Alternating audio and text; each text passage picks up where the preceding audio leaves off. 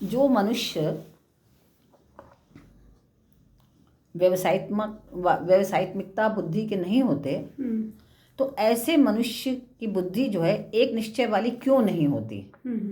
इसका कारण भगवान श्री कृष्ण आगे के श्लोक में बता रहे हैं, दूसरे अध्याय के 67वें श्लोक में बता रहे हैं। इंद्रियाणाम हि चरताम यन्मनो नो विधीयते तदस्य हरति प्रज्ञाम वायुर्नावमिवाम्भसि।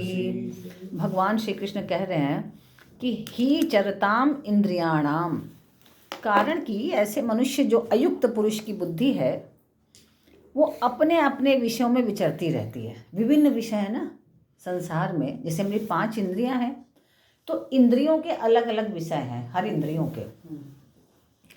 तो जो जिसको जिसमें रुचि है उस तरफ वो इंद्रियां चली जाती हैं। हर किसी की 5 में नहीं रुचि है, किसी की किसी में रुचि, किसी किसी में रुचि है ना। तो हो सकता है आपको पहनने कपड़ों में रुचि हो कि एक से एक मैं कपड़ा पहनूं, तो आप उसका चिंतन करती हो, वीडियो में देखती हो कि अरे अब कौन सी ड्रेस अच्छी आई है। हो सकता है इनको खाने में रुचि, तो उसमें देखती हूँ, आपको किसी और चीज़ में, आने में, इनको किसी अन्य चीज़ में। तो हर मनुष्य की जो है रुचियाँ अलग अलग है, तो उसके हिसाब से विषयों में जो है हमारी इंद्रियां विचरती रहती हैं। तो इंद्रियों में से एक ही इंद्रिय जिस मन को अपना अनुगामी बना लेती है, कोई भी एक इंद्रिय, जैसे मानिए आपकी इंद्रिय जो है केवल उपन्यास पढ़ने में आपका मन लगने लगा, आपको लगे बस आंखों को बस चाहिए हमेशा एक उपन्यास, और वो उपन्यास हो सकता है कि वो आपका कल्याणकारी हो, और हो सकता है ऐसा उपन्यास हो जो सांसारिक चीज़ों में, वैभव चीज़ों में ले जा रहा हो। तो अब आप रात दिन उसी का चिंतन करेंगे, किसी अन्य विषयों की तरफ सोचेंगे नहीं, देखेंगी भी नहीं, आप हर समय उसी का चिंतन करती रहेंगी। तो जो आपकी इंद्रिय है आपके मन को क्या करेगी, बार बार उसकी तरफ उत्तेजित करती रहेगी कि ये करो ये करो, हर क्षण आप जो है उसी में लगेंगी और आप उसी की अनुगामी बन जाएंगी, आप उसी की तरफ देंगे, आपका मन जो है ना उसी को ढकेल देगा उसकी तरफ कि जाओ। इंद्रियां जो है आपको विवश कर देंगी। तो कैसे विवश कर देंगी, जैसे जल में नौका चल रही है, तो जल में नौका चल रही है, वायु का प्रभाव जोर से आया, तो आपको जाना तो कहीं और है लेकिन आप चले गए कहीं और, है ना। तो जैसे जैसे कुछ लोग होते हैं कि जो जिनका वेट बहुत ज़्यादा होता है और चाहते हैं कि हम वेट कम करें, नहीं कर पाते। क्यों नहीं कर पाते, बहुत सरल सा उदाहरण है इसका, कि उन्होंने बिल्कुल अपना नियम बना लिया कि अब हमको अपना वेट 10 किलो कम करना है, और ऐसा विचार करके उन्होंने अपने खाने पे कंट्रोल करने लगे, एक्सरसाइज योगा आदि कार्य करने लगे।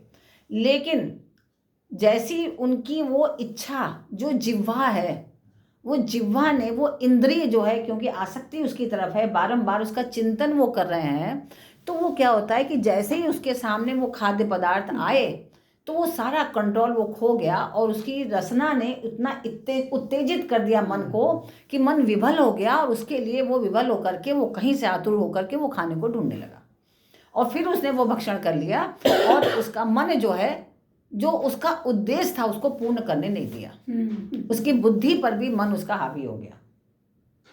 तो इसलिए वो एक निश्चयात्मक बुद्धि वाला नहीं हुआ प्राणी। उस प्राणी ने निश्चय तो जरूर किया कि मेरे को इतना वेट कम करना ही है, लेकिन वो बुद्धि, उसका जो मन है, उसकी इंद्रिय ने मन को उत्तेजित किया, और मन ने बुद्धि पर कंट्रोल कर लिया, और बुद्धि कुछ भी नहीं कर पाई, और वो वहाँ पर समर्पित हो गया वो कार्य करने के लिए जो नहीं करना चाहता था। तो इसलिए ऐसा जो व्यक्ति होता है वो एक निश्चयात्मक बुद्धि वाला नहीं हो पाता, व्यवसायिकता बुद्धि नहीं होती उसकी अव्यवसायिक बुद्धि हो जाती है, व्यवसायिक बुद्धि नहीं रह जाती। तो भगवान श्री कृष्ण क्या कह रहे हैं कि हमें अपनी इंद्रियों को स्वतः बस में करना पड़ेगा। स्वतः बस में हो मतलब खाद्य पदार्थ पड़ा है लेकिन हमें कोई फर्क नहीं पड़ रहा है, तब तो हो जाएगा कंट्रोल। तब तो जो हमने निश्चय किया है कि हमें, देखिए आप ऐसे लोग भी प्राणी बहुत से होते हैं, निश्चय कर लेते हैं हमें इतने बजे ये कार्य करना है तो वो उतने बजे करते हैं। हमें आज व्रत है तो अगर व्रत है तो कितना भी सब कुछ आएगा सामने, लेकिन वो नहीं खाएंगे, वो निश्चय उन्होंने कर लिया। तो लेकिन यहाँ पर कैसे करें, जैसे जैसे वायु, तो वायु क्या है, जैसे हमारी इच्छाओं ने तो हमें कर दिया ना, हमारी इंद्रिय ने तो इतना ज़्यादा उत्तेजित कर दिया, जो रस गल रहा है उसका, उसने हमें उत्तेजित कर दिया। जैसे वायु, हमें निश्चय हमने किया कि हमको इस घाट से उस घाट पे जाना है, राजघाट पे जाना है वरुणा से, लेकिन वरुण घाट से लेके राजघाट जाने के बजाय हमको नाव वायु कहाँ खींच के ले गई, हमें ले गई दशाश्वमेध घाट। हमें चौथे घाट ले गई वो, जहाँ हमें नहीं जाना था। तो ऐसे ही हमारी इच्छाएं जो हैं वो क्या करती हैं, जब हमारा कंट्रोल हमारे ऊपर से ख़त्म हो जाता है तो वो हमें दूसरी तरफ ले जाती है और हमें अपने निश्चय से डिगा देती है। तो इसलिए ऐसे प्राणी को कहा है, क्या भगवान ने कहा है कि ऐसा प्राणी क्या है, अयुक्त है, अयुक्त पुरुष है, वो युक्त पुरुष नहीं है। उसकी बुद्धि जो है चलती रहती है, उसकी विषयों में इंद्रियों के विषय में उसका दिमाग हर समय चलता रहता है, इसलिए हर जाता है। अब आगे के श्लोक में भगवान बता रहे हैं कि अयुक्त पुरुष की निश्चयात्मकता बुद्धि क्यों नहीं होती, है ना, और जो युक्त होता है उसकी स्थिति का अब भगवान वर्णन कर रहे हैं। जो युक्त प्राणी है, अभी तो अयुक्त का बताया कि उसकी निश्चयात्मक बुद्धि क्यों नहीं होती, और ऐसे प्राणी जिनकी बुद्धि युक्त होती है, युक्त प्राणी कहलाते हैं, जो जिनकी निश्चयात्मक बुद्धि होती है, वो कैसे होते हैं। तस्माद्यस्य महाबाहो निगृहीतानि सर्वशः इंद्रियाणीन्द्रियार्थेभ्यस्तस्य प्रज्ञा प्रतिष्ठिता। अब भगवान श्री कृष्ण बता रहे हैं अर्जुन को कि तस्माद्यस्य महाबाहो, कि इसलिए हे महाबाहु। अर्जुन की बाहें बहुत बड़ी बड़ी थी। बस कहते हैं ना, बहुत महान जो आत्माएं होती हैं, दिव्य आत्माएं, जब वो जन्म लेती हैं तो उनके कोई ना कोई विशेष लक्षण जरूर होते हैं। तो जैसे अर्जुन बहुत महान दिव्य पुरुष थे, तो उनकी बाहें बहुत लंबी लंबी थी, घुटने से भी लंबी, तो उनको बोलते हैं महाबाहु। कि हे महाबाहु, यस्य इंद्रियाणि इंद्रियार्थेभ्य, कि जिस मनुष्य की इंद्रियों के विषयों से सर्वथा वश में है ना भाई। इंद्रिय के जो हमारे विषय हैं उनको देख के ही तो हमारा मन विचलित हो जाता है ना।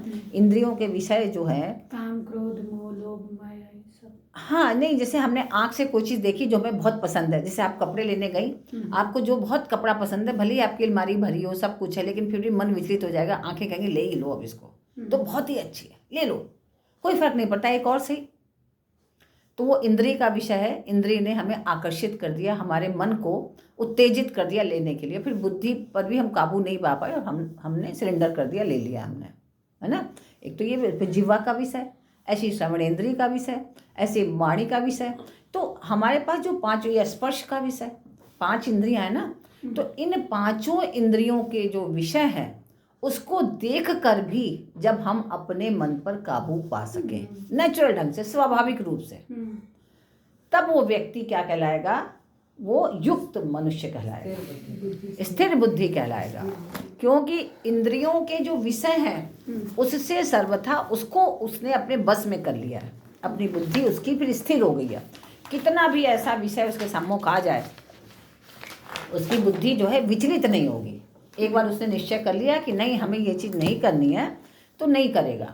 तो इसीलिए जैसे हम लोगों के यहाँ तो बड़े बड़े पर्व भी होते हैं, जैसे कुंभ भी होता है, या अभी माघ मास चल रहा है, तो ऐसे समय बहुत लोग क्या करते हैं कि दृढ़ निश्चय करते हैं और संकल्प करके बहुत सारी चीज़ों का त्याग कर देते हैं। हाँ, अच्छा। अपने जीवन में कि हम अब ये चीज़ नहीं करेंगे हम।